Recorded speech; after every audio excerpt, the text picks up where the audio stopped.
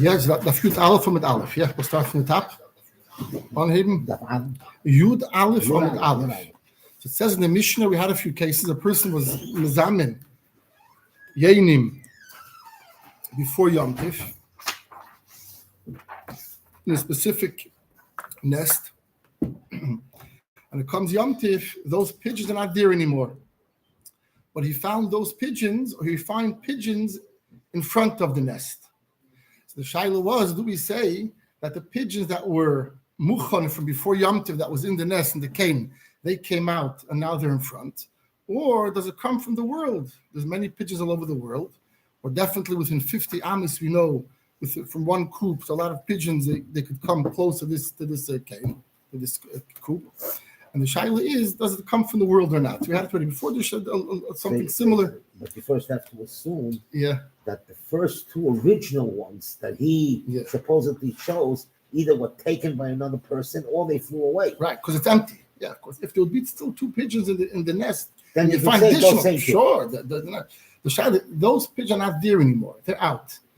Did they step out just outside of the cane, or is it really the same pigeons? Yeah, or not, or it flew away. And what the other two pigeons are other pigeons from somewhere else. Replaced it. What? They came and replaced it. Yeah. We're not chaysh if you find these two pigeons in the nest itself, even though you don't have a simin that these are the two ones. Why should you assume that they flew away? It's l'chayr assume that's it. But now that we have a shtikul reyes, right? The pigeons left is not there anymore in the place that you left them. So l'chayr, where are the other ones from? Let's say the top of the Mishnah. So the soichakein, if you mezamin pigeons b'seichakein u'matza lifnei hakein, and you found pigeons in front, asurim they're asur.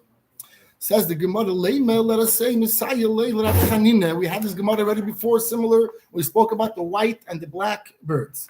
So let's be right up chanina. The chanina sadom chanina roiv v'karoiv. If you have two different types of chazakis or ways of determining, one is roiv and one is karoiv, and you have to choose one of them. Which one should you choose? We know Achrei Rabbi Ma'ates and the whole Torah, and we know when it comes to Egla Rufa, we go according to karoiv. When you have both together, Mitzad Echad, you could choose roiv and say that these are new pigeons and it's muktzah. Mitzad Sheni, you could say it's karoiv. It comes from the nest and it's muchan, and you should take those pigeons on Yom Tov or not. What should you use? And here we say it's asur. So l'chayr is a raya from here that the roiv adif. So l'chayr is a raya from Finnan says roiv karoiv halech acher hareiv. You follow the reiv. This is a Rav's raya. Abai says lav dafke. Perhaps tak the halach is like Abchirin the grad in Shulchan Aruch. Look at that. If you have a Rav card, the Rav is odd. But Rabbi is not saying like Abchirin. Rabbi is saying it's a raya from da. It's no raya from our Mishnah that taka Rav Adif, because you could teach the Mishnah differently. That it's not because it's a roiv versus karev. How we're going to teach it, like similar to before, that the pigeons miyalma is a roiv and karev. How do you have both? Because this pigeon, this shoivach had a daf, a board in front of it, where pigeons from outside always came and hung around on that board. And then on top of it, or next in front of the nest, there's those two pigeons. So the shaila, where do they come from? Not they came from somewhere else far. Either they came from the daf, which is just as close as the nest itself. The pigeons found now, right? They're mamish in front of the nest. But where could they come from? Or from the nest, or from the daf. So it's both karev equal. And the birds from the world have an additional added element to it that's also roiv. So of course, if you have one side is roiv and karev, and the other side is just karev, obviously roiv karev is going to win, and vice versa as well. If one side is roiv karev, the other side just roiv, of course, and karev wins. So that's going to be the possibility of our mission. So lav dafka salach like abchanin. I'll get to right for abchanin. Amar Abai, this Amar Abai bedaf. Yeah. So daf, so lav dafka, like we said. Now Rav Amar, so Rav says. Like this, we're speaking here about a case that there's two kinim, one above the other. The loy mi boy, and this is what he's explaining. So now he's give us. Now he's giving another title. Weiter, Rav is now suggesting that this is. So Abaye says bedaf. Rav says weiter suggestion that lav dafka it's like Rab Chanina. We could interpret the mission in another way to bring out how it's nothing to do with roy versus karev. What's going to be the case here? The case is like this. You have two kinim. The shevach has two floors. We discussed it last year. There's two floors and two compartments, a few compartments to it. So you have one cane, which is a nest on the top floor, another nest on the bottom floor.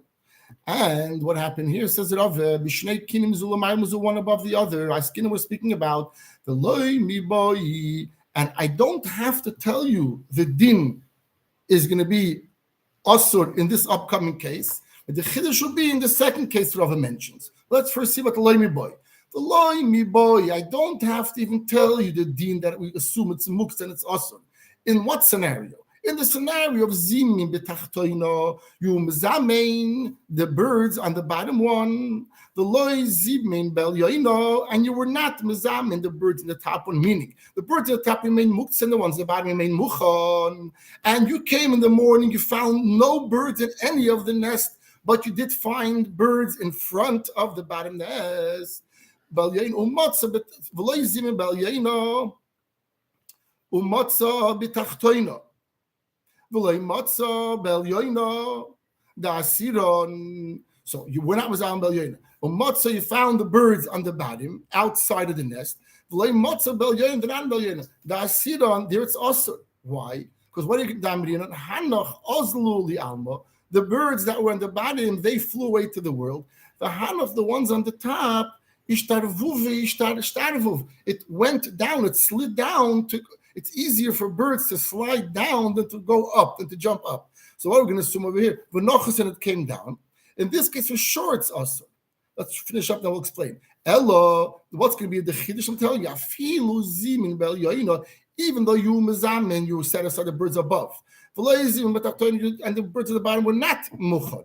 You went and you found on top. In other words, you found it in front, not inside. If you found it inside, obviously you could use it. You found it out in our case, the mission in front, but on the top. You did not find it, the bottom one. Even there, we assume the bottom ones went up. We say the top ones flew away. It climbed up to go to the top. I know what this is saying. What does it? He's saying the similar case as he's saying before what Kodev. We're trying to find a case of why we say it's muktzah. Why we say it's muktzah. So I would say it's muktzah is because we say that in the first case, the Rabbi suggested Abaye suggested that there's only one cane. Yeah, there's one cane, and that cane it flew away, and you have a daf with this, so therefore it could become some the birds of the daf. It's Kodev and that's said before. Now we're saying, no, speaking about a case, forget about the birds of Miyama. Speak about two floor, one above, one below, and you mazam the one that's in the bottom, and the one what's the top of that? You come, you see none of them are in the nest. The bottom one has in front of it two birds. You don't know where it's from. So here you have the same option. You could say it comes from the nest, or it comes from the top. But then it could, or it comes from the world. Anyway. Oh, so therefore the karev is not anything more in the nest in the bottom. There's two karev. The karev, it's similar to the first case. We say the daf was also up and added karev, yeah. And the second case is like Rabbi saying it's another scenario of bringing you an added karev. So in addition to the reiv, you have also karev to say it's muktzah. What's the karev? It might come from the top. That's an easy scenario because it's easier for birds to go down. That's clear. But you think even more. Even though you examine birds on top, and you came, the same story just happened reversed, and you didn't find any of them in their nest, but you found two birds on the top, right in front of the nest, yeah? So also you're going to say, look at there, what's the karev? The bottom one. The bottom should go climb to the top.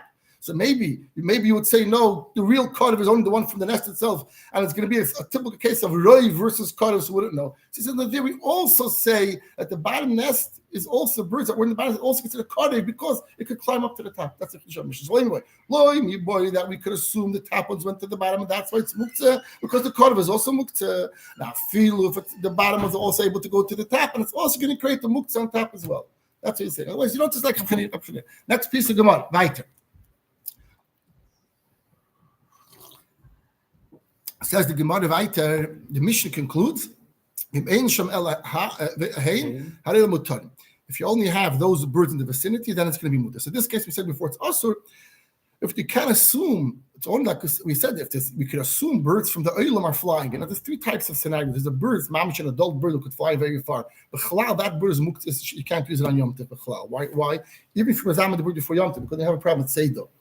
But we shouldn't speak about it. They have a problem of capturing on Yom Tov. So a bird that's fully grown and could fly long distances, even if you know which one you put a simon on it before Yom Tov, you made it muchan, it's not going to be muktzah, but you have another problem. How are you going to capture Yom Tov? In order to get the bird wherever it might be, you have to do a lot of a tirch of capturing with mitzvot, and you can't do it on Yom Tov.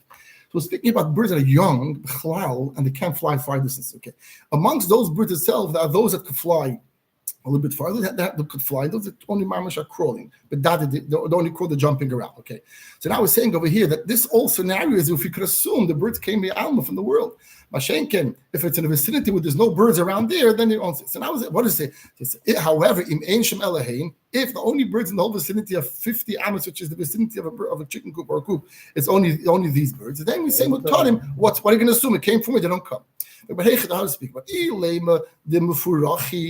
if these are birds who could fly. Let's say, who cares if in the vicinity not? Even after 50 amas, they could come somewhere else. Hello, these are type of birds that have to jump, that they're jumping around. That's the whole goof. Even if it's going to be medadim. If there's another cane, another nest within 50 amma, adudi. So then what do we say? They could come and jump from the other nest to this nest. So why are you saying it's a mutter? If there's no cane within 50 amma, obviously it's mutter. So what is the Mishnah B'chal telling us? Why is the Mishnah saying it's going to be mutter? In what case would it be a chiddush of the Mishnah? Either it's pashit, because there's no birds within the vicinity of 50 amas, and if there are birds within the vicinity, then the din should be talking about that it's also. Because where do we see the where do we see the call 50 amma? All birds that jump around, they don't jump more than 50 amma. And for the Gemara, we could say there is a cane, a nest within 50 amma. The Kegoin, the kaim of the Keren Zovis. Where is this Ken? What the cane that we're speaking about, you made muchan, is behind the corner. Keren Zovis. You see Rashi in the bottom, the right hand side gives you a picture. So this Ken on the bottom or on the top, they're within 50 amas. But the nature of the bird, even at 50 amas, he's going to walk 50 amas, but he has to be able to return to his nest. If he could look back and see his nest, he would go back to see his nest. And if not, he's not. So here, he's going to come to the Keren Zovis. He's not going to turn, because the moment he turns, he can't see his nest. That's going to be the chiddush. Let's read the Gemara. The example is the kaima, the Keren Zovis. This is situated in a corner. Maybe it came from the Alma, even though it's because it's within 50 Almas. So it's going to be muktzah because the bird might have come from somewhere else. Kamash Malon, the Chishmish is called Heichod Medade. The nature of the bird is wherever it could jump. And it can look back and see its own cane, its own nest. Midada, it will jump that far until 50. That's the rule of Marukve. It could jump until 50, not more. But the Eloi, if it can't see, then Loi Midada wants it. The Chisham Mishnah speak with the kids of the Keren Zovis. According to the kids of the Gemara was, we first suggest, and maybe it's a raya from the Allah like Abchanina, we had a Rabbi, we're both suggesting that the Mishnah could be interpreted and learned in cases that don't necessarily prove that Reiv is Adif. We should start the next Mishnah, yeah? So we'll go through the Rashi. Let's do the next mission. Try to get to the next mission. The next and then we go back to the Rashis later. Or the Mazol. Yeah, okay. Rashis now. Okay, we'll go quickly. What? We'll go through Rashi. On the top, the second line of Fnei came says Rashi. Derech kol sheivchem lihi yisisi. The top line, second to top line. The end of the say Fnei came. Derech kol sheivchem. The way it was, all the sheivchem lihi yis ma'at min hadaf. A little bit was boilet, shall call Cain v'Cain. V'sham hayenim yitzim la'avir. There they didn't go out to get some fresh air. V'noichim and the rest sham, and then as they wish, and then they come back to the cane. So these birds are found in front on that little daf. Just like here, the lamb rinon, just like we don't say oison shezimein besoicha kain, the ones that was mazamin within the cane, shehu karev lulifnei kain. It's closer to the location of lifnei kain. Rather, elam rinon mialmos. We say it comes from the elk. We say it's also. Is it right? Abchinin is right. Says the Gemara, no, there's a daf, the kula karev nino, the all karev, the daf in front, inside the birds mialma, inside the birds in the nest are both karev to this spot that's right in front of the nest. He'll go only therefore that case you go after because you also have to that you have also karev. You have both. Rabbi says another answer. Says that will not to tell us because Rabbi says that if there's a daf over there, obviously it's also imagine if there's a daf within the front. Of course, you have one that has karev and reiv, one has a reiv. Of course, you go with karev and reiv. So that the chiddush of Rabbi is like we said, if it's going to be on the bottom one, if it's going to be on the top one, and then we say the bottom ones jumped up to the top ones. So it's a long Rashi, but it's a hemshech here. Rav Amar. This don't want to tell us. Ella b'shnei kinim speak two kinim zulamayim is one above the other b'shneim geizles, and both of them have geizles. That picture of Zimenes Shebezu, he was examined from one, the Zimenes Shebezu wasn't examined the other one. The next day comes Bob, he came blame he did not find in front of the cane, Shazime did not find the birds, betoich in the cane that he was examined. Ella, where did he find them? Live fun of, in front of. And in the one that he was not examined, so one of them, the muktzah one, was not there at all, and the muchan one was in front. And you want to know where it comes from. Those come from the muchan one, it comes from the muktzah one. So the mission is also. Why is it also? Not because we're worried that it comes that the end from the alma. No, where it came from the bottom floor or the top floor. There's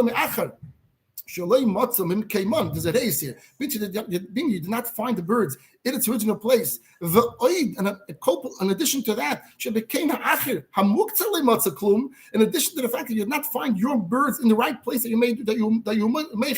In addition, the ones that were muktzah, they also did not find her at all. So you have a big chance here. The muktzah ones might have went there. The ones you found in front of the king. So that come out of the muchan. Rather, give the muktzah. Next Rashi. Okay, and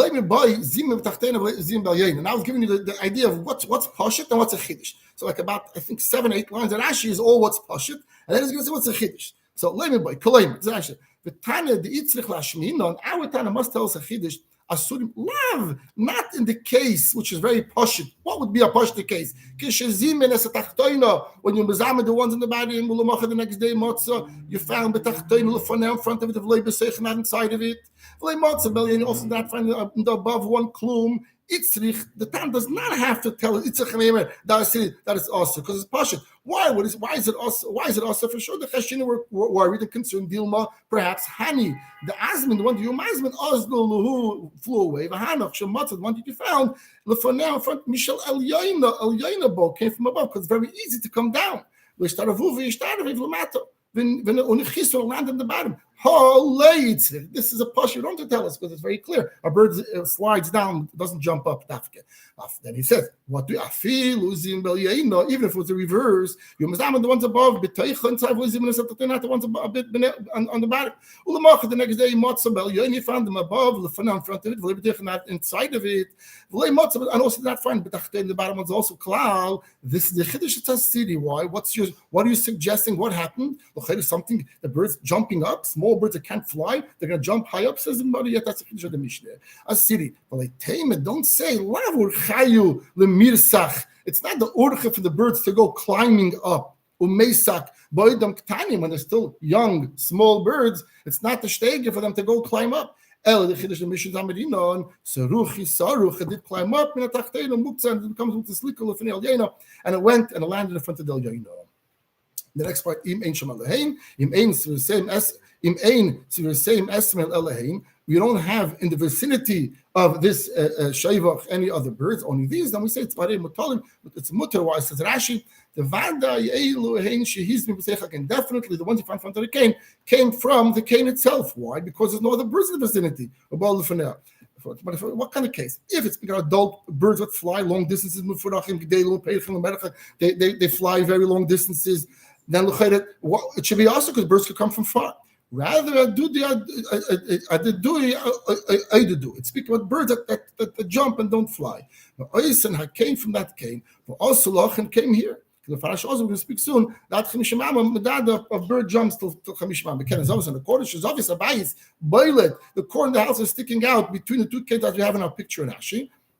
Lahalo min hashayvach. The cane zeh shezimin boy oimed tzadadin. The one that you mezamin is on one side.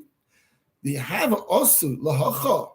Lo you have a chazi lekanya. If the bird from cane on the top one would reach the cane two on the bottom, he would not look back. He would not be able to see his original cane, and therefore he would never come to this cane.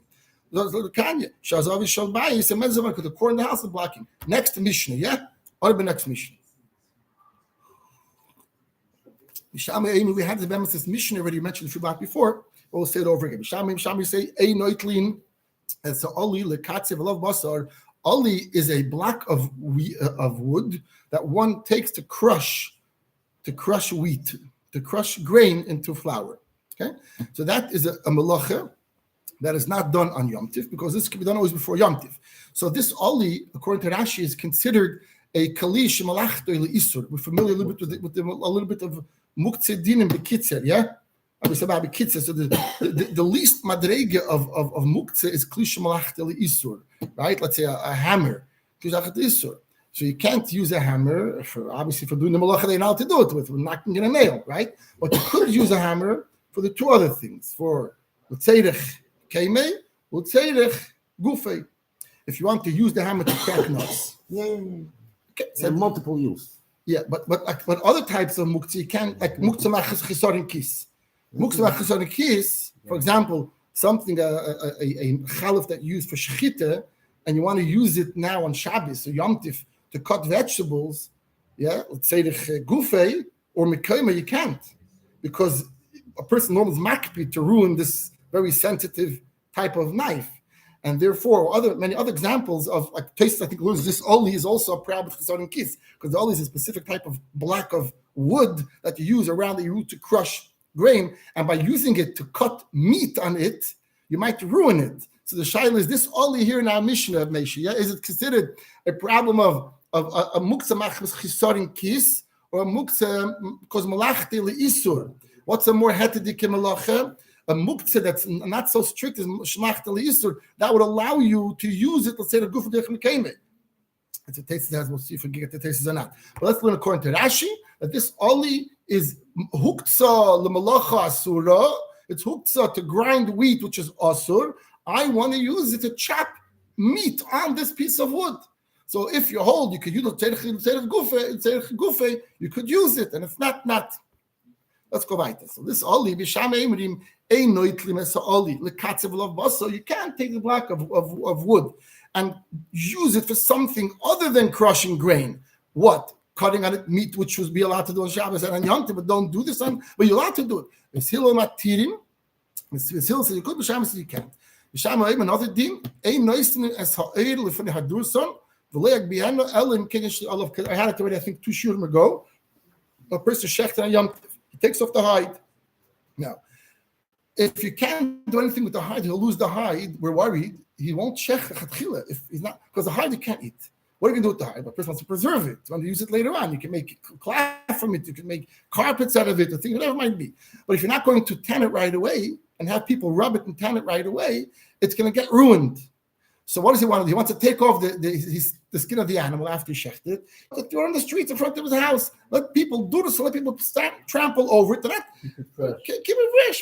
So Shami said it's not allowed to be done. We still say it's allowed to be done. Another thing, even touching that piece of skin, if it does not have a piece of meat on it, which is able to eat, so it's not muktzeh anymore because you're going to eat that meat, you can cook and eat it later on, then Mishama says you're not allowed to even touch this piece of hide because the hide is a muktzeh. Only if the hide has it, because I speak, Mishama says you're allowed to. So again, we had it also before.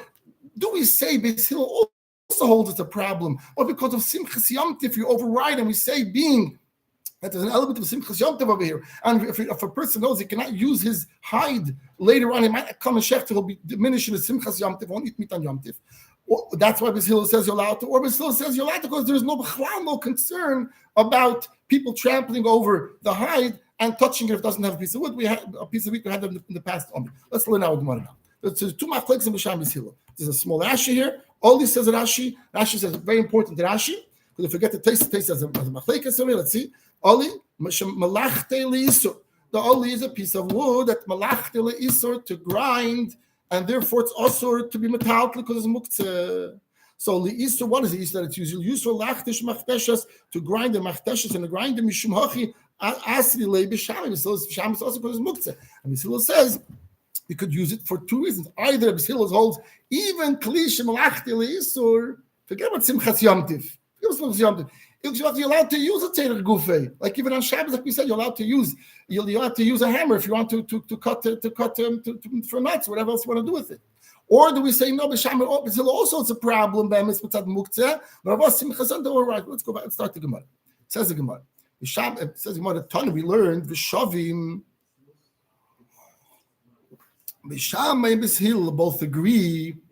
She'im kotzav alav basar. If you already finished cutting your meat using this oli, she'asul taltale. At that point, you already finished. You have no use in this oli, so you could not be metaltal to move it away. Amar Abaye, yeah, klar. So you already finished your Rashi. Why asul taltale? The first Rashi there on the big lines. Why this avid late tzedich yomtiv? The tzedich yomtiv was done already. I shechte my animal, I cut the meat, I chopped the meat of my animal on this piece of wood, and now this piece of wood is muktzeh because its main purpose of malacha is isur, and therefore who gives you right to touch it? There's no right to touch it. You already cut your wood on it. That's what the both holds going to be also. Now, right, Amar Abaye said the second one after the Gemara, machlekes is ba'oli, only if we're speaking about an oli, avol betavra garmi. What is tavra garmi? Garmi we know means bones, and tavra is breaking. Yeah, anything in Aramaic when you have a tough, it's a shin. You know, a shin in Lashon Kodesh becomes a tough in Lashon Aramis. Shavar is tovar. Yeah, letters very easy. So tavra garmi, shavar garmi is bones. A board that you use to break bones on it, a regular board used for meat cutting. So in that case, we say you're allowed to use it on Yom Tov. Now, what's the chiddush? Obviously, a board that you use to cut and chop bones on it, Yom Tov, you're allowed to chop and cook bone. That's what you're doing. You're shechting on Yom Tov, and you're cutting the meat, and you're cooking it up to eat it. So what's the chiddush of it? So pshita. The first one is ashal pshita oli tanan. It says dafke. The whole issue here is about oli. So he says, Mountain, you might think, who are dinafil tavra garmi nami? Really, tavra, the garmi is also, you should not use it on Yom Tif. Why should you not use this on Yom Tif? So we have like this. The tavra, the garmi, says the Gemara, what the tavra garmi nami like? In that case, why do you say the only order? Because Hillel said it's mutter. So it's telling you that if I just tell you the din, you're allowed to use a tavra the gami on Yom Tov. I would not do the oli because the oli is a malachta leisur. Tavra the gami is a malachta leheter. It's normally used to chop meat in it. So if I will tell you just the din by the tavra gami, I would not know the din by oli. So I want the din of his hilo. That's also mutter. Now feel with davar malachta leisur. Nami shori it's also shor kamash malon tells you that even the tavra gami also is going to be is the tavra garmi is also going to be, according to Hillel, mutter, and according to B'Sham is going to be also. Why does B'Sham say it's also tavra garmi? Why does it say a board that's normally used to crush to break? So there's going to be a shame about this. Why taket said us, or according to B'Sham, so maybe a tirchi seder, because these are official board that you have to chop bones on it. So we have in our Masechta also this tirchis, or things that look like you're doing a bigger malacha, it's extra tircha, when Chazal don't allow us on Yom Tiv. So these are big boards. Perhaps you might schlep this board to cut the meat on it. And later you'll see, no, I don't want to cut the meat on this board. So you had a big tircha, I'm schlepping it for no reason. Therefore, B'Sham would say that tavra garmi, you should also use on Yom Tiv. However, with Hillel, he says even more than even an oli, which is klishmach tal yisur, is also allowed to be used on Yom Tiv because the tzedek gufei to be able to chop. Which is definitely the tavra garmi is also ought to be used on Yom Tiv. Another guess of how we learn this Gemara and how we learn this discussion between the discussion of Abaye here. Says the Gemara, Ikadam, some people say Abaye says fil tavra garmi chadati. The chiddush that we're saying, the huadin tavra garmi, is speaking about a new board. That's going to be the chiddush. you would not know. A regular board tack that you used already, an old board that you chop bones on. Obviously, you can use it on Shabbos. No shaila about Yom, no shaila. But a new one you never touched before. A person might take it and then say, "It's a new, it's a shod. I'm not going to want to chop the first time. Let me put it away." So you schlepped it for no reason. That's why he's telling you that even this case, even this you're allowed. That's going to be another guess. So he said, a new one. You might think mimlach leitova. Mimlach means he'll retract and have charote, and it won't cut on it. Kamashon you're allowed. Okay. So what comes according to this? That by Shammai holds you're not allowed to. Why not allowed to? Because of Shammai holds of mimlach, right? Now we start a little bit another sugi here about nimlach. So the part is, do we say that we should not allow a person to do if it's a tirche, because he might think after he starts doing it, no, I don't want to do A, I would like to do something, I want to do better B. And therefore, with choshesh, he might be mimlech, he might change, he might have charata. So from here we see B'Shamai says you might have charata. Therefore, B'Shamai asks us to use a new chopping board on Yom Tif. Why? Because we're worried he might take a very new brand new chopping board to chop his meat on Yom Tif. He might have charata. It's a beautiful board. I don't want to ruin it and cut it now. And B'Shamai says we do it. We're worried about mimlach. We're going to have over here now Beitza. We can see the B'Shamai does not hold of the problem of chashash of nimlach. In fact, the Gemara, B'Shamai lechayshi lamluchi. B'Shamai is not chayish lamluchi. What do you see from here?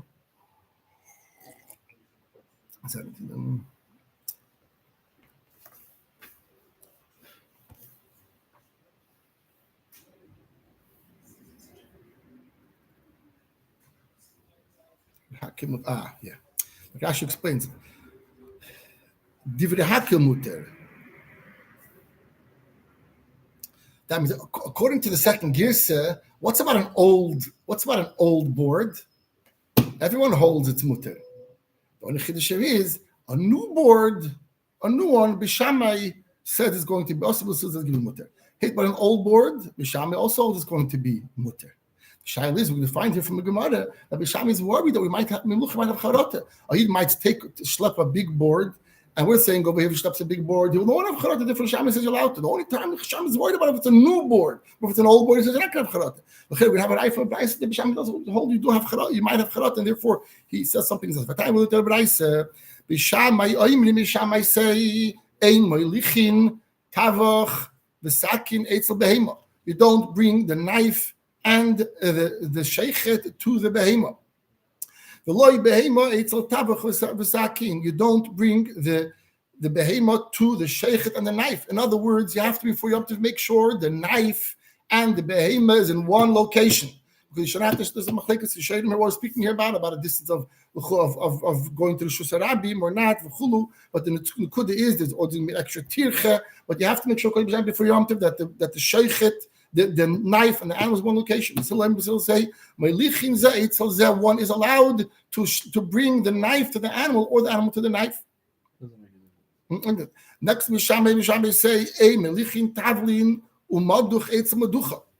The leia maduch is a tavlin maduch. The spices, and you're going to crush the maduch is a utensil that you crush the spices, and you have to do that on Yom Tif. You have to crush blocks of salt, or maybe salt, because salt doesn't add anything. You have to crush the pepper, because pepper, for example, gives a new fresh taste on Yom Tov. So therefore, you're not required to do it before Yom Tov. I think salt before Yom Tov you have to, because it doesn't add. If you freshly crushed salt, it's not going to add in the taste of salt. But you're allowed to. B'Shamai say you have to be in the same location. Side the tavlin and side the maduch has to be in the same location.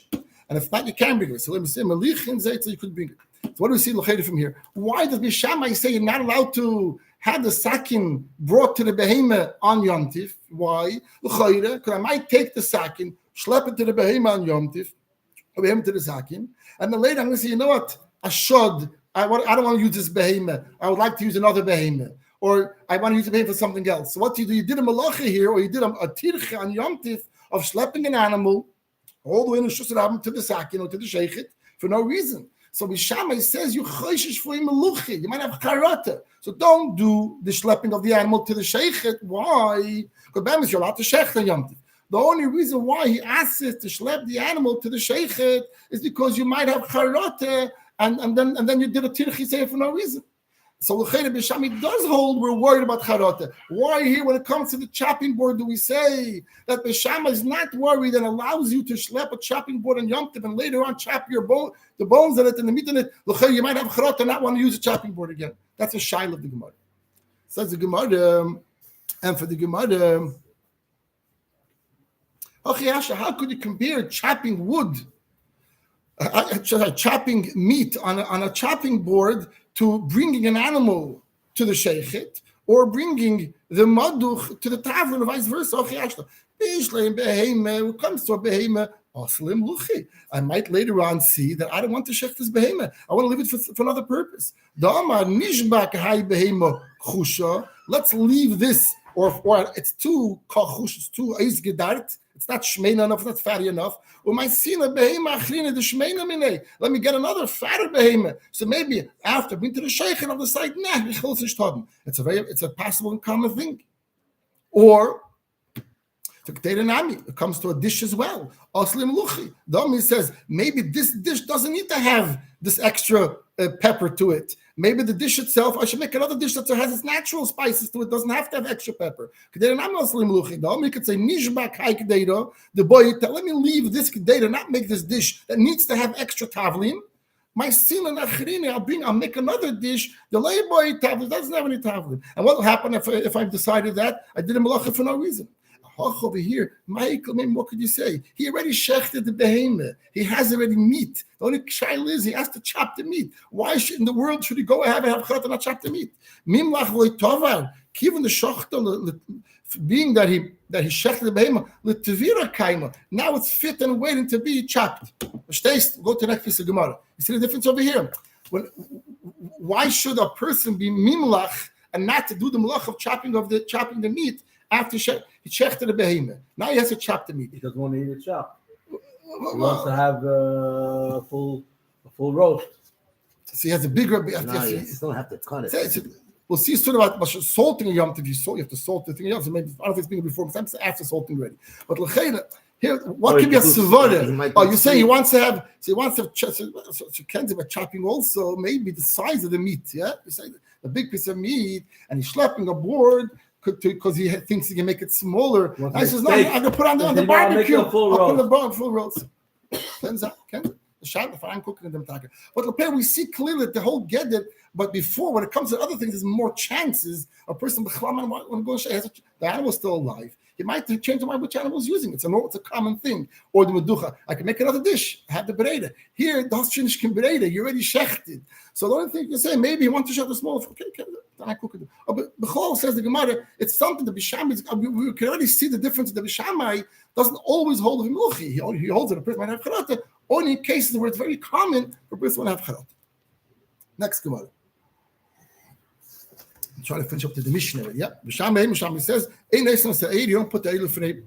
You don't put down the. You should walk on it. People don't be alert. The Shavi both agree. Love basel sleep. Now you can make a shtickle trick, but you also want to preserve the hide. So what do? I'm shechting something, yeah, and I have to also put tzli. You don't have to do malicha on tzli. If you're going to roast something, go straight in the fire because the blood will go up by itself. There's but it's not Pesach. That's one of the ways that you don't have to salt it. Yeah, have to salt right. Any halacha. Comes to cooking, you have to. But people will put salt in any case of the tzli because it tastes. They'll put some salt. So that's called like salting for tzli. Whenever you see what is salting for tzli, doesn't mean that you have to have the salting. It means for extra taste.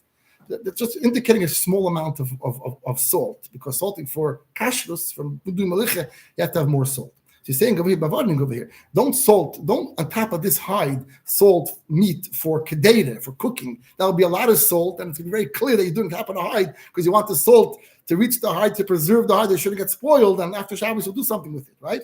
Only let's see the smaller amount of salt a person would put salt for the tzli. That you can do on top of the hide to make this time. Even B'Shami putting it down the street. B'Shami says everyone's going to see you doing it to do ibud eiros. You're doing it to tan. You're tanning your eiros, right? To preserve it. That's not allowed to yomtiv.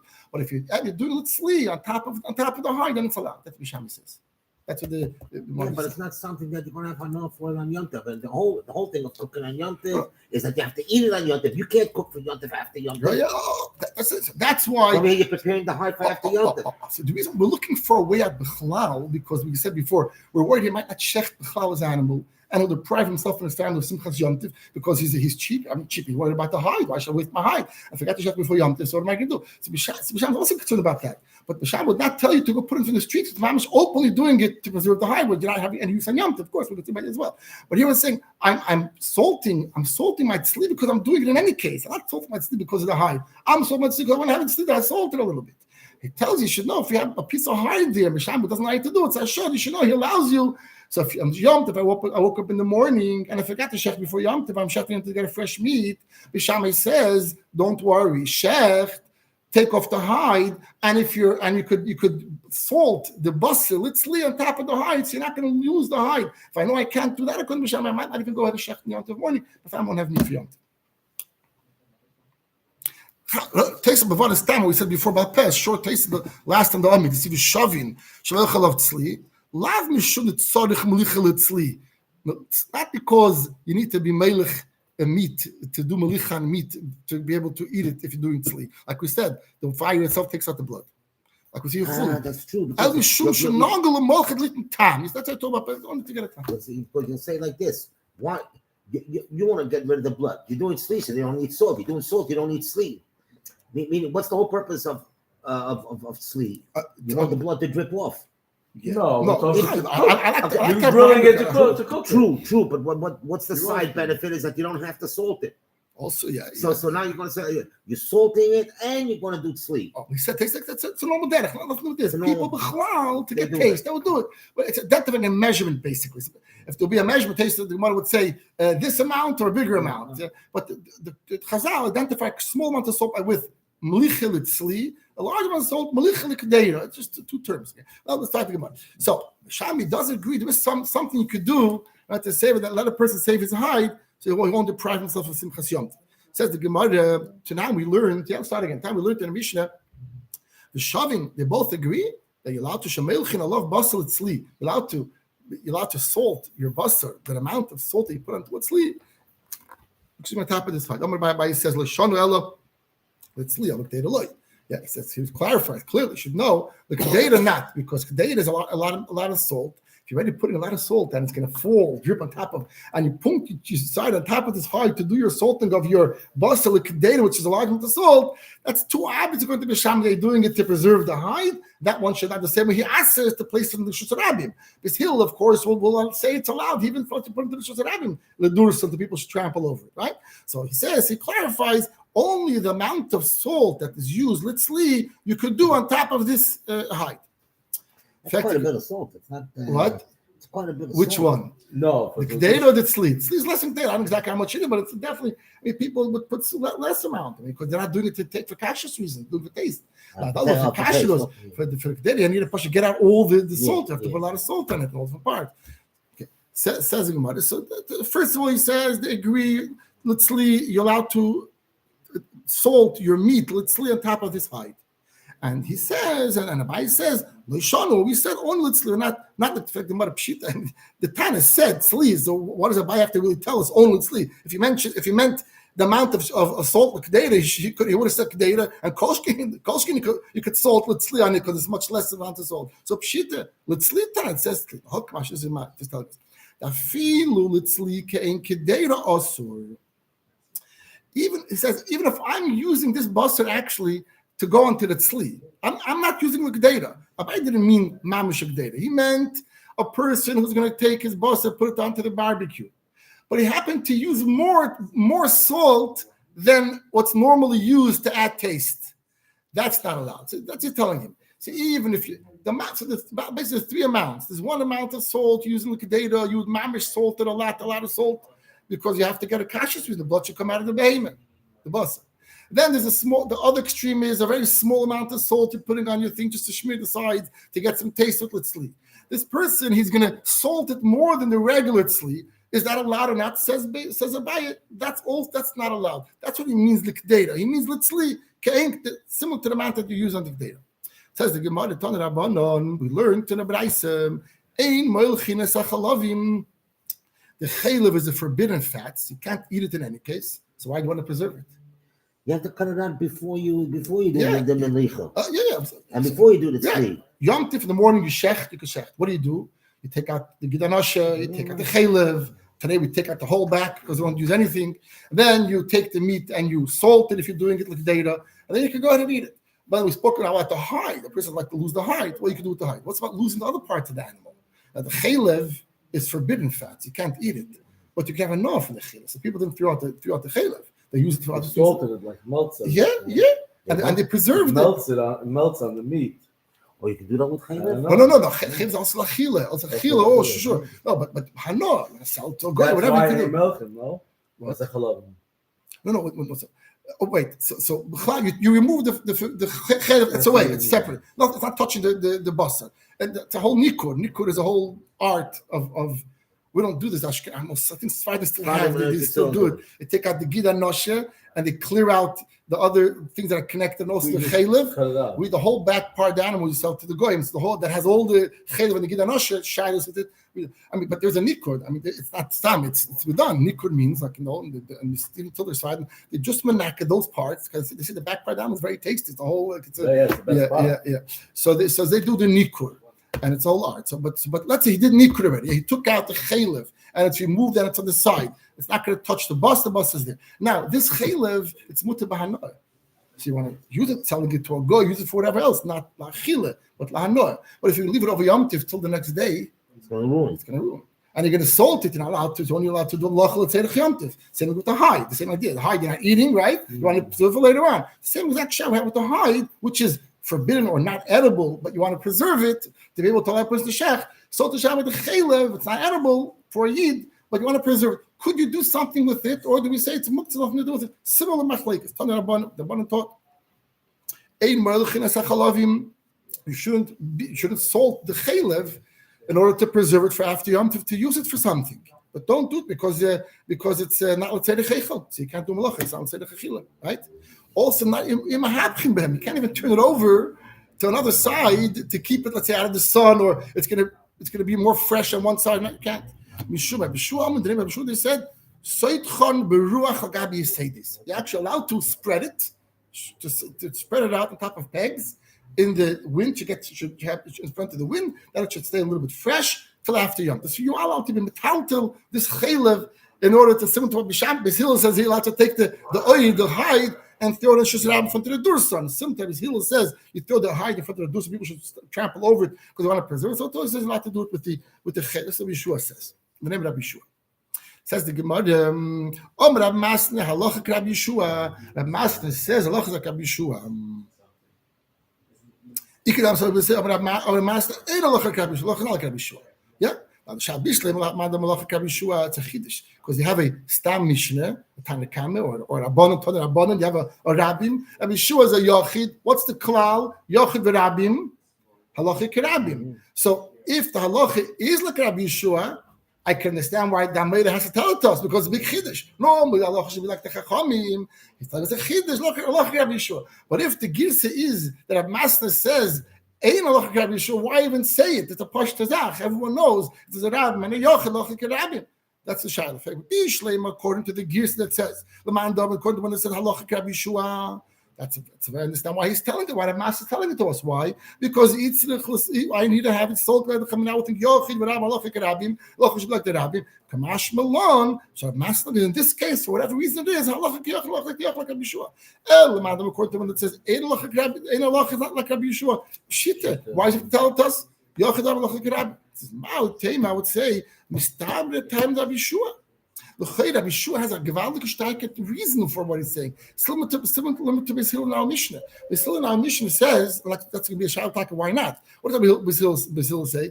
The hide is also not edible. You're not eating it.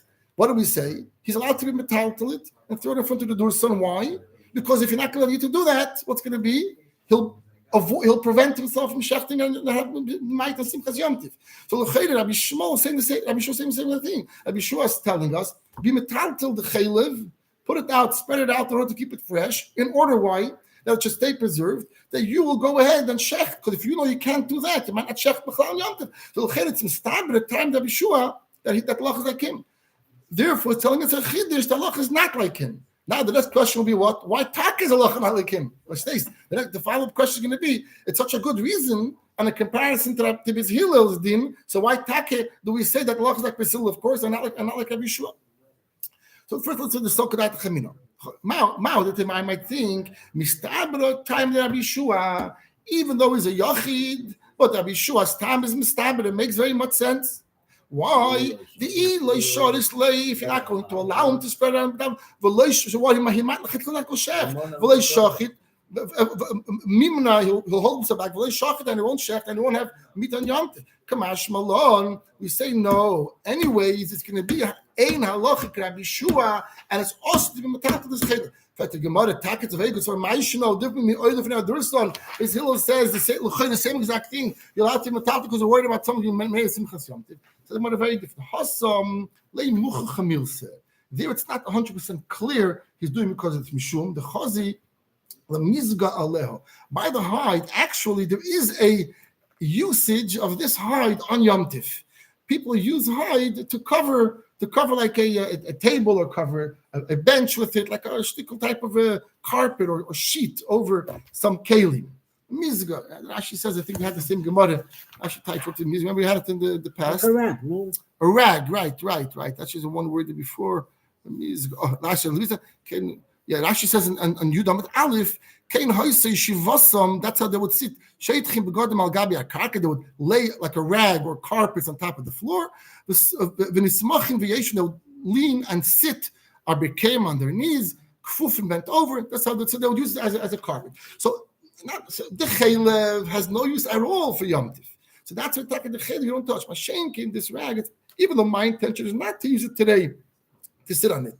But people walking around and stepping on your hide don't know. They think maybe you're doing this in order to sit on it on Yom Tov. And for Simchas Yom Tov, you could do it. So therefore, it's allowed to do it, even if your kagan is to preserve it for after Yom Tov. Still says you're allowed to, because you shouldn't be managing yourself from shechting and having Simchas Yom Tov. However, the case of the cheder, there's no way you could explain it, or people should be under the impression that the reason why you're spreading it out the cheder is for anything to do with usage on Yom Tov. Because the only usage possible with this cheder is only for after Yom Tov. Therefore, even they still won't agree. That's what he's saying. Let's start from the top. Yeah, Hossam, the top line. Hossam over there. It's not clear that you're doing it, even though you are doing it for after Yom Tov. But by the hide, it's not clear. It's not definite that you're doing it for that purpose. You can use it for music. By the hide, here what's going to be by the hide? No one's going to think using it for Yom Tov. So people are going to think now. Also, maybe you're going to think the Rabban allowed this person to be metal to the chaylev and move it around. In order that shouldn't smell, shouldn't become ruined. So I won't just go ahead and spread it like Rabbi Shua said. I'll also go mamish be melech. And that we said before, no one agrees you're allowed to salt the chaylev on Yom Tov. And therefore, people are going to say that you could do it on Yom Tov, and therefore you shouldn't do it. That's the difference between why our Mishnah is like Basil. You're allowed to put down the hide in the Shus Rabbi, and people should trample over it. And why, when it comes to the chaylev, you should not. The law is not going to be sure, according to Zman Omar, that you should not spread it out on the top of the pegs. A person could be melech a lot of you can shecht the behema. I only need 10 kazesim. The behema has 50 kazesim to it. What am I going to do with the other 40 kazesim of meat? If I'm not allowed to a kash to take out to salt it on Yom Tov, I'm not using it for Yom Tov. I might not shecht the behema if I know I'm only going to use 10 kazesim in my family, and the rest of the 40 kazesim are going to go to waste. So what's just similar to the Shabbos we had before. So he says you could at one time with one thrust, you could take salt, and you don't have to put on this board only 10 kazesim. You could put the entire 50 kazesim on this board. If with one pouring of salt, there's no extra tirche, you're going to cover all the salts, or all the pieces of meat are Yom Tov. It's like a way of aroma, a little bit of tricking in a way. You're not salt.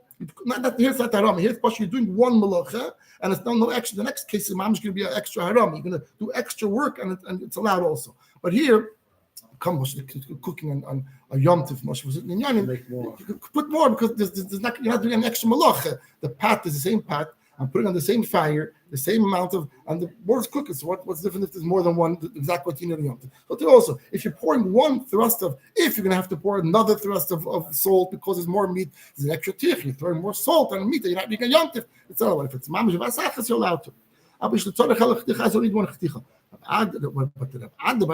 he would be married. It means like a little trick. He'd do something that what would he do? Umalach garma, one piece of, he would take one, let's say he has, like we said, if he has 50 kazesim, he would take and he would be meleach. He would first be meleach a few pieces. Okay, he planned to eat this. Then he says, you know what? I'm not going to eat this. I'll do the other one. I want to eat the next ones. And then at the end, you're going to eat the last group of meat that you're going to meleach. You're allowed to, because Bam is allowed to shecht and yom. If you didn't do anything wrong over here. Otherwise, you might lose out the meat and yom. Because we allow him to shecht, to salt one, and then say, you know, I don't like this meat, I want to salt the other. Okay, you're going to be eating one at the end. So the ones that did before, because you salted it with the suffix, you might want to use it for Yom Tov. That's his way of doing the Aron there. We finished all the Mishnah. Good. Sure, we're not going to go to Rashi now. So start Mishnah next week, the next Mishnah. Okay. Should I end the stream? And you're taping all the shiurim now? Why not?